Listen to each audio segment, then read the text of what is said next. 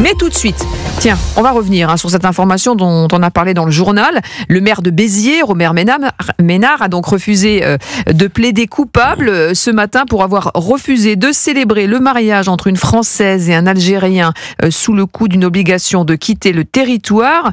Et figurez-vous que jeudi, une proposition de loi pour faire interdire ce mariage lorsque l'un des futurs époux est en situation irrégulière doit être examinée. Son rapporteur, Stéphane Le Rudulier, sénateur, les Républicains des Bouches-du-Rhône, était l'invité d'Europe 1 ce matin. Le gros problème de tout cela, c'est notre état de droit. La jurisprudence du Conseil constitutionnel, depuis 1993, dit la chose suivante: la liberté du mariage est une liberté fondamentale. Eh bien nous, on dit, vous avez sans doute raison, mais ce n'est pas un droit absolu. Et il faut des bornes. Aujourd'hui, en France, on peut se marier, même deux personnes sans papier peuvent se marier dans une mairie française. C'est ce que dit en tout cas la jurisprudence du Conseil constitutionnel. Donc il faut un revirement de cette jurisprudence. Donc en l'état actuel de la loi, il peut se marier. L'officier d'état civil ne demande nullement la situation du ressortissant étranger par rapport au territoire français. Donc c'est cela qu'il faut changer. Et c'est la raison pour laquelle, maintenant, ça deviendra une pièce obligatoire. C'est à la personne de prouver qu'il est en situation régulière sur les territoires français. Voilà, Paul Melun, une réaction, effectivement. Est-ce que le mariage est un droit ou un passe-droit ? C'est la question qui est posée. J'aime bien l'idée de débattre sur la notion de droit absolu, la notion d'absolu. Et la question aussi de la jurisprudence. C'est-à-dire que là, Robert Ménard a été mis hors la loi dans sa décision de ne pas marier ce couple dont le mari était sous OQTF, enfin le futur mari, pour la raison que le Conseil constitutionnel a commis cette jurisprudence. Je pense que Stéphane Le Rudulier a raison. C'est-à-dire que si la jurisprudence aujourd'hui n'est plus adapté à la souveraineté populaire, il faut en changer. Il n'y a rien de sacré dans le texte juridique, dans la loi, dans la jurisprudence. La seule chose qui est sacrée en démocratie, c'est la souveraineté du peuple. Et je crois que le peuple souverain, il est plus proche de la vision de Robert Ménard en la matière que de la jurisprudence du Conseil constitutionnel. Donc, on prend les mesures. Effectivement, au Sénat, à ce moment-là, il faut qu'il y ait cette proposition de loi qui soit adoptée, et puis qu'ensuite, ce soit Vox Populi, Vox Dei, c'est-à-dire la voix du peuple qui soit entendue sur ce sujet-là, comme sur bien d'autres. Ça paraît absurde au-delà du débat juridique quand vous en parlez aux gens et qu'on vous dit le maire a refusé de marier quelqu'un qui était donc sous OQTF, donc en situation illégale sur le territoire.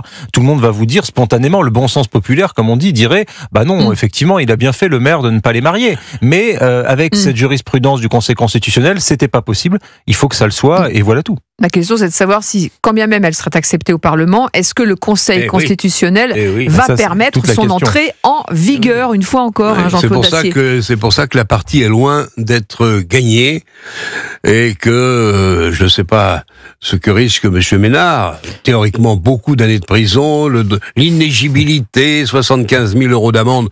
Je pense que rien de tout cela n'arrivera. Il y avait 5 ans de prison, une amende de 75 000 euros et une peine d'inéligibilité. Mais on ne sait pas ni l'avocat de la future mariée et ni Robert Ménard n'ont tenu à dévoiler ce que le procureur a proposé comme peine, puisqu'en fait il a refusé la peine et donc il est renvoyé devant le tribunal correctionnel. Parce qu'il considère, Robert Ménard, qu'il est dans son droit, comme la plupart des Français, 75 ou 80% des Français trouvent à peu près normal en effet qu'on ne marie pas quelqu'un qui n'a pas le droit d'être sur le territoire français. C'est le plus élémentaire des bons sens. On marche sur la tête, disait Bruno Retailleau hier. Comment en est-on arrivé là ? J'ai pas regardé ce droit fondamental du mariage. J'ai pas regardé la période où il a reçu cette acceptation qui fait du mariage ce droit incontournable. Je pense qu'il s'agissait d'une période où il n'y avait pas cette immigration. Il y avait beaucoup moins d'immigration. Probablement. Où il n'y avait pas cette immigration qu'on a du mal à contrôler. Disons que c'est le moins que l'on puisse dire. Et que néanmoins, il faille adapter le droit. Monsieur Retailleau l'a dit, beaucoup de gens le pensent. Il faut, sur ce point-là, comme sur un certain nombre d'autres, il faut essayer d'adapter notre droit aux réalités que vit ce pays. Et justement, et que vivent les maires aussi, parce que derrière ce bras de fer entre Robert Ménard et les juridictions, il y a aussi ce que dit Robert Ménard. Il dit: je veux qu'on clarifie les choses et qu'on protège les maires en disant: je ne peux pas marier que si j'ai une attestation me montrant que vous êtes en situation régulière sur le territoire. Et les maires sont déjà sous pression sur plein d'autres sujets. Mais il a 2 fois raison, c'est-à-dire que les élus locaux en général, et tout particulièrement les maires, sont au cœur des conflits contemporains de la France. Donc, à un moment donné, si l'État ne se tient pas du côté des édiles, des maires, lorsqu'il y a ce type de fait, et plus encore, quand vous expliquez ce qu'il pourrait encourir si d'aventure il était condamné, on se dit, mais c'est disproportionné. 5 ans de prison, plusieurs dizaines de milliers d'euros d'amende pour avoir refusé de marier quelqu'un qui n'a absolument rien à faire sur le sol français. Enfin, et cette Française d'ailleurs qui n'est pas allée en Algérie pour se marier. Elle aurait pu aller se marier en Algérie. D'autant, mon cher Paul, que beaucoup de ces mariages, j'ose à peine le dire, sont quand même des mariages arrangés. C'est-à-dire que mariage blanc, ensuite, mariage gris. Lorsque vous êtes marié, et si vous avez des enfants, alors n'en parlons plus, il est beaucoup plus difficile encore de vous, il n'y a pas d'enfant.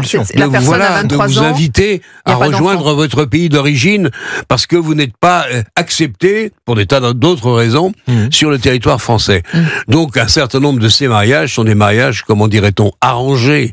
Donc il faudrait en finir. Mais encore une fois, je suis pas pessimiste, je sais pas où ça va se terminer, mais il faudrait modifier la Constitution pour qu'il n'y ait pas de doute sur le vote de l'Assemblée et du Sénat. Dans ces conditions-là, on est mal parti.